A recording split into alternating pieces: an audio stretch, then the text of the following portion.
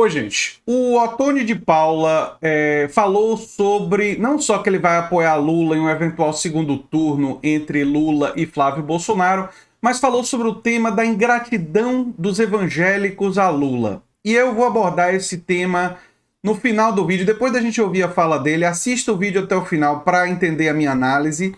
Eu vou acrescentar algumas coisas à fala dele.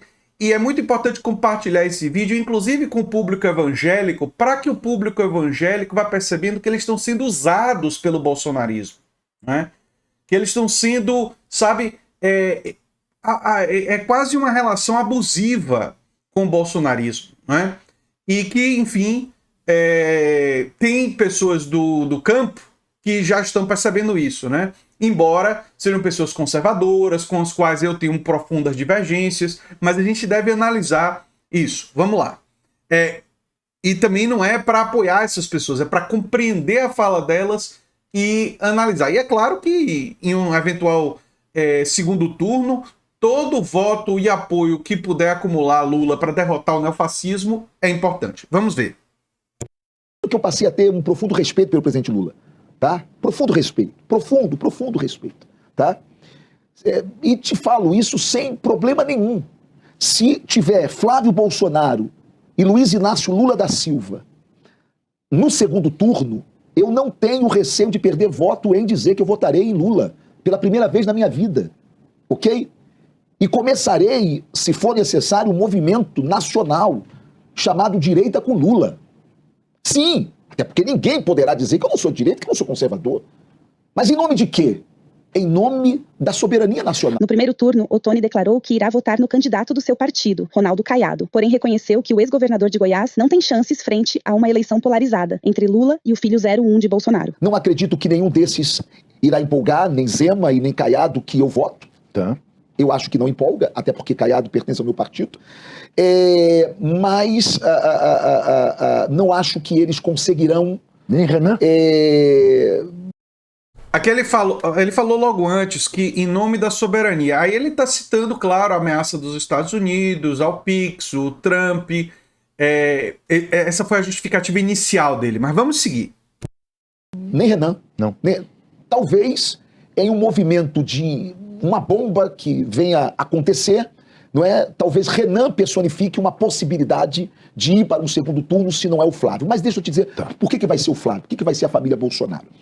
Primeiro, o bolsonarismo e parte da direita, devido à aversão a Lula, não é? Já deu a Flávio salvo-conduto. Já deu. A direita, infelizmente, ela é vítima daquilo que ela sempre condenou na esquerda, a moral seletiva. Tá. A moral seletiva. Tá. Ou seja, eu passei a ter o meu corrupto de preferência. Tá. Acabou. Tá certo? É o que eu sempre digo, o Juca. Tem uma diferença muito importante, viu, Ottoni? Quando fica provado em relação a alguém de esquerda, aliás, antes de ficar provado, a esquerda defende que a pessoa seja afastada e que se defenda por ela mesma. Temos um caso recente com o Jacques Wagner. A esquerda não saiu em defesa do Jacques Wagner. O que disseram as pessoas de esquerda? Ele deve pedir afastamento da liderança e buscar se defender. Se for inocente, ótimo. Se for culpado, que seja punido. A gente não saiu dizendo que as acusações eram necessariamente falsas nem verdadeiras. A gente fez aquela coisa assim de, olha, isso parece grave, não pega bem, ele tem que se defender, é uma questão dele. Ele não deve contaminar a campanha do Lula, não é? E a gente fez sim, é verdade, uma defesa do Lula quando ficou evidente, né, logo no início, que as provas eram praticamente inexistentes contra Lula no caso do triplex, do sítio. Aliás, eu examinei esses processos, né? E, enfim, ali você poderia levantar um favorecimento da empresa para tentar buscar favor com Lula, só que o contraparte de Lula nunca foi provado, não tem evidência disso. Então, aquela condenação foi uma condenação política, né? No caso do Lula. Em relação aos outros, muitos que se descobriu prova durante aquele período da Lava Jato, eu não me lembro assim de gente de esquerda dizendo que aqueles tesoureiros do PT, cujas provas foram descobertas, a gente estava defendendo que não fosse punido. Enfim, o que ele aplica aqui para a esquerda não me parece que seja uma coisa que seja legítima, mas vamos seguir. Se o cara da direita diz que jamais votará em Lula porque ele é corrupto, mas votará em Flávio, mesmo sabendo, e o que se sabe de Flávio hoje não é a metade do que ainda vão saber. E eu estou denunciando isso há muito tempo, porque eu sou do Rio de Janeiro e eu sei a goela larga que esse menino tem, não é? A inclinação que ele tem para aquilo que é imoral na política, ok? Por isso é que eu me posiciono claramente contra. O bolsonarista arrependido explica por que é contra o nome de Flávio Bolsonaro. Se Flávio se torna presidente da República, primeiro que nós poderemos ter um presidente impeachmentado. Só falar da corrupção. É muito interessante ele falar que por ser do Rio de Janeiro ele sabe que o buraco é mais embaixo com os Bolsonaros. Disso eu não tenho a menor dúvida. O buraco da corrupção... Gente, mais de 50 imóveis comprados com dinheiro vivo, o negócio lá da fábrica de chocolate, isso aí é a ponta do iceberg. Entendeu? Tem muito mais coisa. Se investigar, vai achar. A relação com milícia e escambau. É muito evidente isso. As evidências disso são muito sólidas. A questão em geral, os bolsonaros tiveram a blindagem, né, da política do Rio de Janeiro, né, que blinda não só eles, que blinda outros políticos também, né? Interessante o Ottoni falar sobre isso. Isso daí, realmente. Mas vamos seguir. A direita poderá ter em Flávio um presidente impeachmentado, ok? Segundo, nós teremos um presidente que causará uma instabilidade institucional sem precedentes. Sem precedentes. Porque não existe essa história de bolsonarismo moderado. Não existe isso, não é? Mas o pior, o que Flávio poderá fazer contra esse país, é por isso que eu disse que no segundo turno eu me declararia eleitor de Lula, apesar de não ser nesse primeiro turno, não é? Não pelo Lula, mas pelo meu país, porque no segundo turno você vota no menos pior, não é? E eu entendo que o Lula seria menos pior. Por quê? Porque você pode acusar Lula de tudo, menos de ser um antidemocrático, mesmo de não respeitar as urnas. Ottoni, me dê um exemplo claro de que Lula é um democrata. Um exemplo claro? Um homem que sai do seu segundo mandato com 80% de aprovação, sendo aclamado até pelo mercado financeiro à época para um eventual terceiro mandato. E não topa. Ele não topa o terceiro mandato. Ele diz, não, eu vou apresentar um outro nome, mas eu não farei um terceiro mandato. Eu sou um democrata. Ottoni também destacou a diferença entre Lula e Flávio. Boa lembrança, com aquela popularidade seria muito fácil Lula usar a popularidade para manipular o Congresso a aprovar um terceiro mandato. Mas ele não quis isso, né? Ele não usou isso, né? Ali Lula seguiu o exemplo de figuras como o Mandela, né? Mandela também fez isso, né? Não usou da sua popularidade para fazer coisas que contrariavam as regras e tal. Respeitou, mas vamos seguir.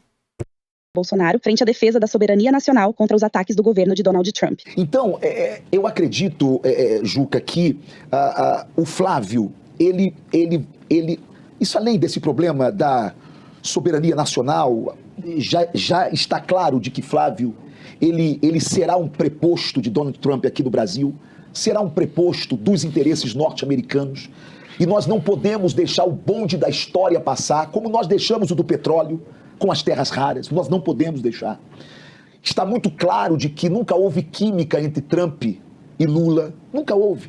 O que houve de Trump foi uma cantada barata para ver se colava. E ele percebeu, quando ele chama Lula de instável, isso, não é? O dinâmico virou instável. Virou instável. Isso. Mas por que instável? Porque na cabeça de Trump ele disse, eu tinha certeza que ele saiu daqui apaixonado por mim, mas ele me critica ainda. Sim. Eu tinha certeza que eu poderia ter nele alguém que atenderia aos nossos interesses. Ele tá tocando uma coisa importante. Trump acreditava que se ele fosse sedutor, o Lula começaria a ceder terras raras, começaria a ceder no Pix. E Lula fez assim, ó. Negativo. Não vai abrir mão das riquezas brasileiras. Vai ter uma relação educada, diplomática, como Lula tem com todo mundo. mas não vai ser um empregadinho do Trump. E Trump está muito acostumado aos políticos que ele trata bem serem empregadinhos dele, fazerem tudo o que ele quer. Fazerem tudo o que os interesses das grandes corporações empresariais dos Estados Unidos querem. E Lula se negou. E por isso está sendo atacado por ele. E ele não teve.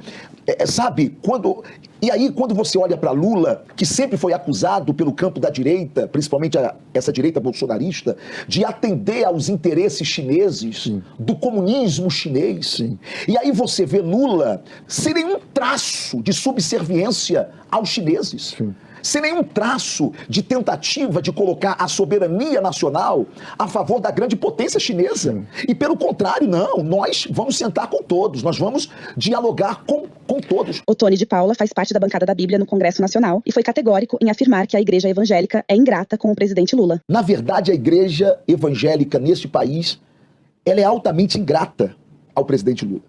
Essa é a verdade. E eu me coloco também nessa ingratidão. Por que isso? Porque nenhum presidente da República honrou mais o campo evangélico do que Lula. Do que Lula. Desde reconhecer a Marcha para Jesus como uma manifestação cultural, por isso é que a marcha aqui pode ter apoio privado, público, aqui em qualquer lugar do Brasil. Lula transforma, no governo Dilma, a música gospel como patrimônio cultural. Sim. Lula dá um dia para a celebração da música gospel. Quando a Dilma reconhece a música gospel como um patrimônio cultural, ela coloca os cantores gospel em um outro nível, em outro patamar. Antes havia uma dificuldade das prefeituras contratarem cantores gospel porque era algo religioso. Mas se você for perguntar para o meu irmão da igreja, ele vai dizer que Lula é um abortista, que Lula quer colocar crianças no mesmo banheiro, mas aí entra essa ingratidão evangélica, ela acontece muito pelo seguinte, porque os pastores têm uma agenda que precisa de um inimigo. E a esquerda fornece para esses pastores, e um líder popular da esquerda como Lula fornece para esses pastores, um objeto para colocar esse inimigo. Então, por mais que Lula e o PT faça para reconhecer e respeitar o segmento evangélico, eles nunca vão reconhecer, porque a esquerda, para eles, é o alvo que eles precisam para manter a unidade do seu movimento, né? Dos movimentos reacionários, dos movimentos fundamentalistas. O fundamentalismo ele tem essa característica. Até por isso que eu entendo que a esquerda deve assumir uma postura de um respeito mais moderado. Não deve ceder tanto ao bloco evangélico, não. Deve ser firme em determinadas questões, porque não adianta você ceder. Com concessões você não ganha muita coisa. Entendeu? Por causa dessas diferenças fundamentais. Você tem que ser firme. Não é buscar o antagonismo, mas defender princípios laicos, defender separação Estado e Igreja, não só em relação aos evangélicos, mas em relação a todas as religiões. Porque você tem que reafirmar seus princípios, né? Para não correr o risco de perder aqueles que se sentem ofendidos quando esses princípios são atacados. Lula, se nós evangélicos, os meus irmãos evangélicos entendessem o que eu não sei se o progressismo já entendeu isto. A lavagem cerebral deu certo. O Lula, antes de te responder isso, o Lula, para nossa sorte, graças a Deus, é o maior conservador que o progressismo poderia oferecer ao Brasil. Porque depois de 3 mandatos na presidência da República e mais 2 de Dilma, eu pergunto, qual a pauta progressista identitária que prevaleceu e desceu goela abaixo da maioria conservadora brasileira? Deputado, eu sempre conto... Nenhuma! Na verdade, porque Lula é um cara de esquerda mais do ponto de vista ligado ao trabalho, mas do ponto de vista cultural, ele nunca fez questão de impor nada, porque é um democrata. Porque é um democrata. Então, sabe que essas questões têm que passar pelo Congresso, e o Congresso não é de esquerda. O Congresso não é de esquerda. Então, Lula não iria pegar uma pauta dessa para tentar impor a um Congresso que não é de esquerda. Agora, a gente conseguiu barrar aquele projeto de lei que diminuía a pena daqueles que faziam violência contra a mulher. Tem agora o projeto de lei para criminalizar a misoginia, apoiado pelo PT. Então tem iniciativas importantes. Mas o casamento gay, por exemplo, foi o Supremo, né? Foi o Supremo, enfim, não foi o presidente Lula.